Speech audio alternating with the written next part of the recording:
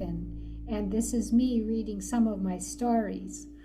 You'll notice that I like to do a lot of different accents and different voices, and even a lot of different animal sounds. I hope you enjoy. If you do enjoy, please like and subscribe. Thanks a lot. The Cat in King Arthur's Cloak. Story and illustrations by Catherine Maven. That's me. One grey winter morning in Camelot, King Arthur awoke to find a small orange kitten sleeping in the folds of his cloak, which was hanging on the back of the chair beside his bed. His heart warmed to the tiny creature immediately. There he is. "Hello there, little one," he said softly, holding the kitten between his large, warm hands. "Where did you come from?" He got dressed and then took the kitten to the castle's kitchen to find some warm milk and leftover meats to feed him. Cook instantly fell in love with the little ball of fluff too. "Ah, you poor wee thing," she crooned in her Scottish accent. "What are you going to name him then?" she asked her king.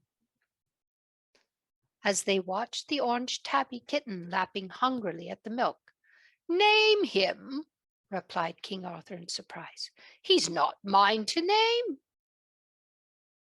"Are you sure?" laughed Cook, for the kitten had abandoned his breakfast to mew plaintively to be picked up.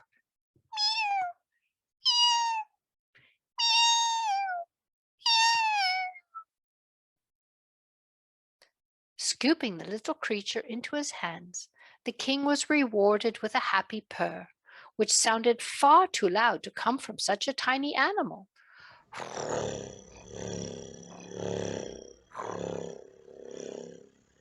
Looking into the kitten's bright green eyes, King Arthur felt strange, as if he knew him from somewhere, though he didn't recall having seen him before. "Where did he come from?" wondered the king. "I don't recall any of the cats in the castle having a litter." "No," agreed Agnes, the cook's helper, walking by with a board full of bread. "Actually, we don't have any tabbies here at all. He must have come from outside the castle walls." "Mysterious," laughed the king. "How did he get past my knights?" Then he paused thoughtfully. "Well, it seems he is mine after all." He smiled. "Now let me see. I think I will name him Galahad the Brave, after my uncle who passed on last winter. He had ginger hair and green eyes too." Cook laughed. Aye, that's a fine name, Your Majesty, though he doesn't look very brave at the moment. Wait and see, replied King Arthur, his eyes twinkling. He may turn out to be my bravest guardian of all. Now in King Arthur's time, rats overran castles such as Camelot.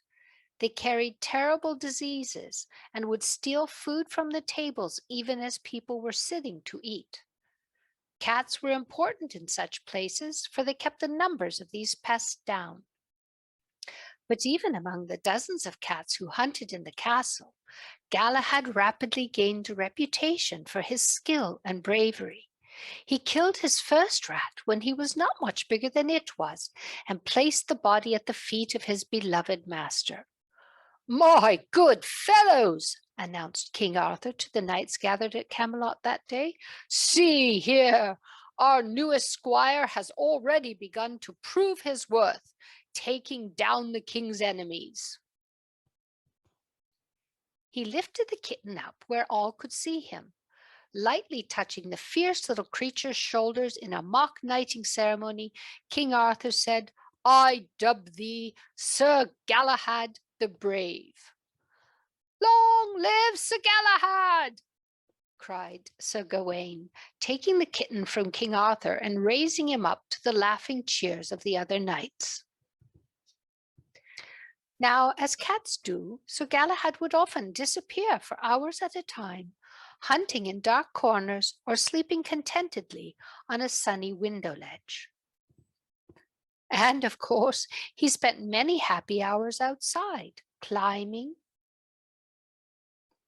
exploring, and making friends. Everyone noticed that there were no more rats in the castle, and this made Sir Galahad a favorite of everyone who lived there. He and the other castle cats were quite spoiled with treats. But whenever King Arthur sat down at the round table, he would lift the cat onto his lap, petting the creature absent-mindedly as he talked with his knights about the concerns of his kingdom. Sir Galahad grew almost as famous for his loud purr as for his hunting ability.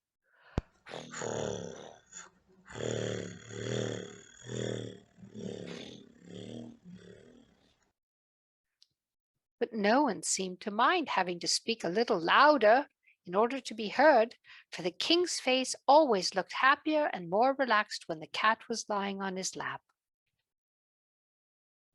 Long years passed. Sir Galahad still managed to be there whenever King Arthur sat down.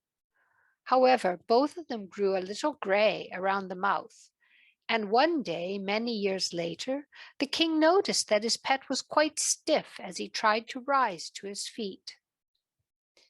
In those days, no one thought to provide medical care to animals such as cats. But King Arthur, feeling a bit embarrassed, could not stop himself from taking Sir Galahad to see Merlin, the king's wizard. "Is there anything at all you can do for him?" asked the king, trying not to sound too anxious. "Some herb, some potion that might ease his pain? Sir Galahad has been one of my bravest and most trusted guardians these 17 years, and I hate to see him suffer so." Now, Merlin was very wise and knowledgeable, and he knew how much the cat meant to his king, but he also knew he must be honest. "I'm afraid it's just age, your majesty," said the wizard. "It catches up with even the strongest of us eventually." He smiled a small smile, stroking his own grey beard. Then Merlin grew serious once more. "Oh, leave Sir Galahad with me," he told the king. "I will see what I can do." A number of days passed without the return of the cat. King Arthur missed him very much, and so did the knights. No one wanted to bring up his name for fear of upsetting the king even more, and it seemed the whole castle had grown sad and quiet. King Arthur was afraid to ask Merlin about his pet, not wanting to confirm that he would never see his friend again. Then one day, while the king and his knights sat at the round table, there was a loud booming knock at the door. Boom, boom, boom. Rising to open it, Sir Lancelot returned to the table with a young man who approached the king with a bowed head. When the boy dared to look up at him, King Arthur was surprised to see bright green eyes under a thatch of orange hair. He nodded his permission for the lad to speak. The boy stammered out his name, adding nervously, I would like to become your squire, if you will have me." King Arthur's heart pounded in his chest. The boy looked so familiar, and the name. Was it possible? Could Merlin's magic be this strong? Magic or coincidence, the king was suddenly happy for the first time in days. "I would be honored to accept your service," he told the boy, whose smile was as mysterious as a cat's. King Arthur turned to his knights, who had been watching them both curiously. He put his arm around the shoulders of the lad as if he had known him all his life. "My friends," he said, "I would like you to meet a future knight of the Round Table, Squire Galahad." The end.